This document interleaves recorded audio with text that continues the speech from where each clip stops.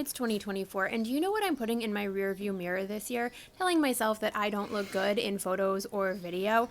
I am a photographer, for goodness sakes. I'm a videographer, for goodness sakes. And I'm always telling you how beautiful you are and that you deserve to be seen and heard, and it's time to point that message at myself. So here are my rules when we are working together on set. Number 1, we always and only have a good time. We always have fun. Number 2, we speak to ourselves with kind words and kind eyes. We see how beautiful we are before anything else. This is the second outfit of the day. Wait, let me show you.